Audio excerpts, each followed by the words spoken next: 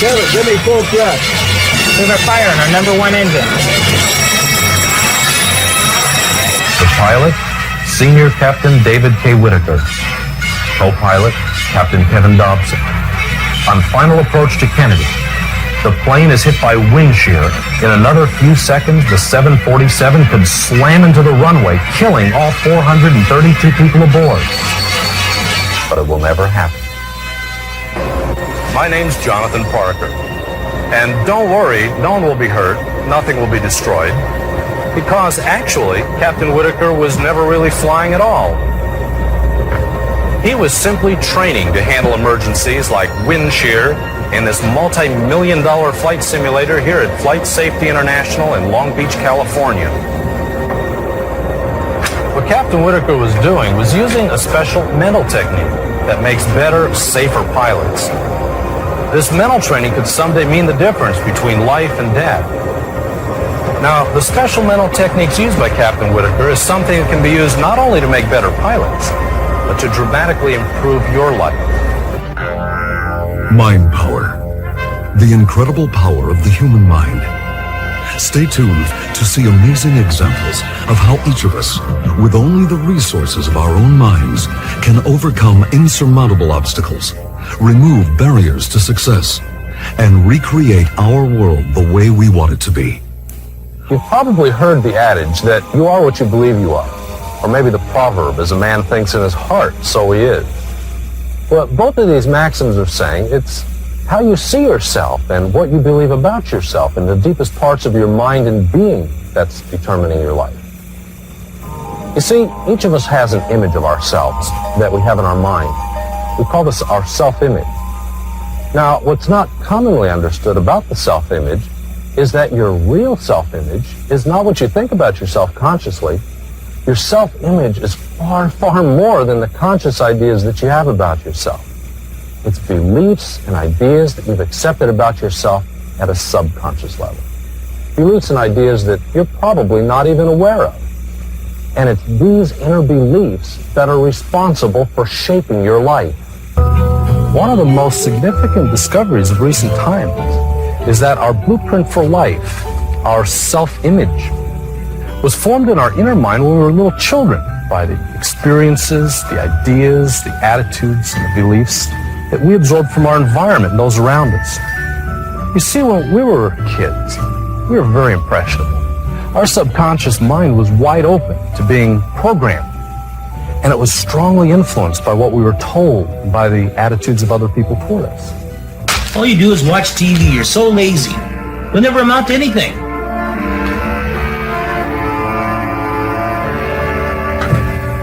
Can't you ever do anything right? What kind of input did your inner architect receive when you were a child?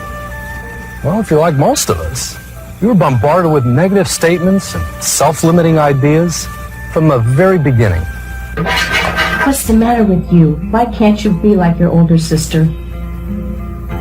No one's ever gonna like you because you're so ugly. Now, Billy, what's the answer to number 3?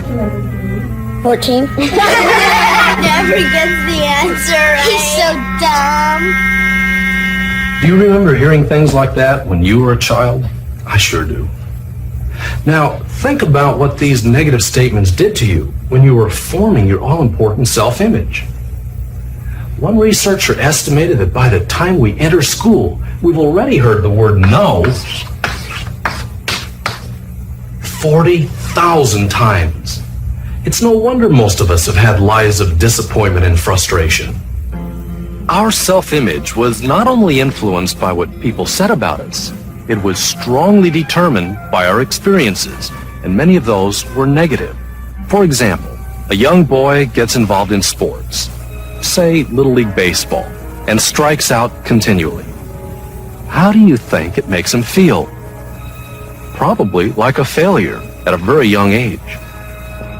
I know all too well, because I was that Little League Baseball player when I was 8 years old. Do you know how it feels to always strike out? That sinking feeling of defeat and failure?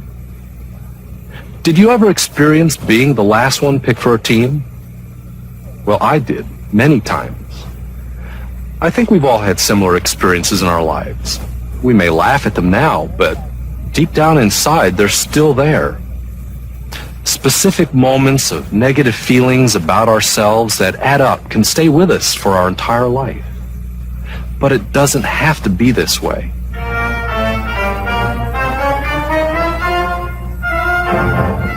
You know, Babe Ruth, whose name's legendary now as being a home run hitter, hit 714 home runs in his professional career. But did you know that he struck out 1,330 times, almost twice as many times as he hit home runs? And yet, he's known as the home run king, and certainly never thought of himself as a strikeout king, and neither did anyone else. Failure was just not part of his blueprint. His self-image was set on success. Now, what if someone had taken you or me aside when we were young and worked with us, putting positive pictures and beliefs about ourselves in our minds? Can you imagine what a difference that would have made? If instead of being afraid of striking out and failing, we had the belief that we could knock the hide off the ball. Let's look at some of the ways that our self-image affects our lives. One of the most significant areas of life that's determined by our self-image is that of career and finances. Did you know that your self-image is really what makes the difference between living in this neighborhood or this one or even this one? A limiting self-image is the reason why so many people who work hard to be successful just don't get ahead in spite of their best efforts. You see, no matter how hard you try, if your self-image is not that of a successful person, if you have that little voice in your head that tells you you don't have what it takes or you're not really deserving of success, then you just won't make it. Let me give you an example. Many people are unknowingly limited by the degree of success that their family experienced. For instance, an individual might find he's not able to make more money than his father did, not because he doesn't want to, but because his father's level of success has been established as a limit in his subconscious mind without his even being aware of it. This is a very common situation. I remember a salesman that I knew in Kansas several years ago who was working a mediocre territory, making about $26,000 a year. So his company decided to give him a great opportunity by putting him in a much better territory, one where you could expect to make maybe $50,000 a year. Well, in this new territory, the salesman surprisingly made the same amount of money he did in the previous territory, only about $26,000. So the company then moved the salesman to another area, and this time it was one of the worst territories the company had, one where the salespeople had normally averaged less than $18,000 a year. But astoundingly, the salesman still made the same amount of money, about $26,000. Why was this? Well, in looking into his background, I discovered that as long as he could remember, his dad had always made about $26,000. And that figure had become so firmly established in his subconscious mind as a limit for his own life, as his blueprint, that no matter what the circumstances, he always made that amount of money. This reminds me of something that fascinated me when I was a child.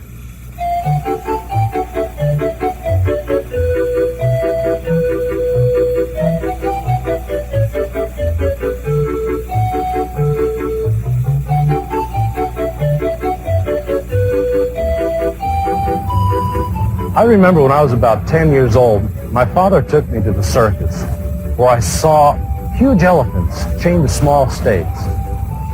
And I wondered how a 6-ton animal, strong and powerful enough to knock down a whole house, could possibly be held by those little stakes. Well, the reason for this is that when the elephant was small, it was tied very securely with a very heavy chain to a large post. And every time the baby elephant would try to get away, it was stopped in its tracks. After tugging on the chain time and time again, the elephant became conditioned to the fact that it couldn't get away as long as its leg was bound. So after a while, it just gave up trying. And when this happened, it was no longer necessary to tie it with a heavy chain. little rope would do. The elephant believed that it couldn't get away. There was a limit set in its mind due to past conditioning. Is the limit valid? Of course not. We know it's ridiculous. But the elephant doesn't. It's limited as an adult because of a belief established in its mind as a baby. And it's the same with us. The reason that we don't accomplish more in our lives is because, like the elephant, deep down inside, we don't believe we can. Just like the salesman who could only make $26,000 a year, almost all of us have had limitations of one sort or another firmly established in our subconscious, and it acts like a lid on our achievements. Even if we've achieved a degree of success in our lives, we could become so much more successful. We could accomplish so much more if that lid were removed and our self-image had no limitation. Now, what if the salesman had a self-image not of a person who earns $26,000 a year, but say $50,000, $100,000, maybe even more than that? Would he have earned that much? Absolutely. You see, the subconscious mind will always make your life consistent with your self-image, whatever that self-image is. And the subconscious doesn't judge or evaluate what's good or bad for you. The subconscious doesn't see that making one amount of money is better than making another amount of money. It merely goes about faithfully reproducing whatever has been programmed into it. Whatever the blueprint says, that's what the subconscious produces. The subconscious operates like a goal-seeking mechanism. It aims for a particular goal, a lot like a guided missile or, one of those heat-seeking missiles. It seeks out a target until it hits it. Now, in the case of the salesman, the goal or the target the subconscious was aiming for was $26,000 a year. And it always hit that target, regardless of the circumstances. Now, if the target were changed, for example, if the salesman had a self-image of making $50,000 a year, then that's the target the subconscious would have aimed for and hit. You see, your powerful subconscious mind can either work for you or work against you. Your self-image can either be your best friend or your own worst enemy. If you're like most people, your subconscious mind's been working against you almost all the time. But it's possible to turn things around, to get your subconscious mind working for you. How? By changing your self-image, by redrawing the blueprint of your life. And it turned out to be the best decision I ever made. Because for me, all of a sudden it was like a whole new world opened up to me. An opportunity to do things that I wanted to do. My income has tripled. And since I have a new sense of who I am and what I have to offer in my own self-worth, people who can take advantage of my various talents and abilities seem to be attracted to me and drawn to me. And it's so much more fun now. It has been beyond believable. I changed a lifetime in 7 months. Believe me when I'm telling you this. In 7 months, I took care of 32 years of existence, and I started living. Through Jonathan's visualization techniques, I have created a new person, a new body. I lost 25 pounds. I work out. I'm healthy, and I want the best out of life. And I just have a zest and love for life. What are the techniques that are so effective in redirecting the subconscious mind? Remember Captain Whitaker in the flight simulator? It costs millions of dollars, and it's designed to do one very important thing: to train a pilot's mind for the real experience.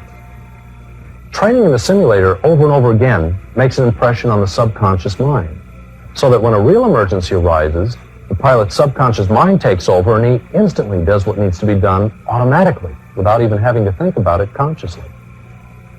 This technique of mental rehearsal is called visualization or mental imaging. It's seeing in your mind's eye the exact outcome that you want. And this is the same sophisticated mental training technique that the Soviet and East German athletes began using back in the 1970s when they were training for the Olympic Games. And their success stories have been truly phenomenal. This experiment proved that mental rehearsal or visualization can be even more effective for athletes than actual physical practice. And this shows you just how powerful the mind really is and what power it exerts over our physical performance. The reason visualization works so well for athletes is because it makes a strong impression of the outcome that the athlete wants in his subconscious mind. You see, one of the astounding things about the subconscious is that it doesn't actually discern between what's vividly imagined and actual reality. And once the subconscious accepts what's visualized, it goes about faithfully reproducing it in our lives. Now, how can this help us improve our lives? Well, through visualization, we can actually change the blueprint, the self-image, which is held in our subconscious. And once our self-image is changed, our life will change accordingly. Using the special relaxation visualization techniques in the program I've developed will give you the power to control your life. And I assure you, the results of this process are astounding. This is the most valuable skill you could ever learn in life. When you can hold a strong, clear mental picture in your mind of just what you want, the career that you want to have, the financial goals you want to achieve, the house you want to live in, relationships that you want in your life, and so on, it makes a very powerful impression in your subconscious mind.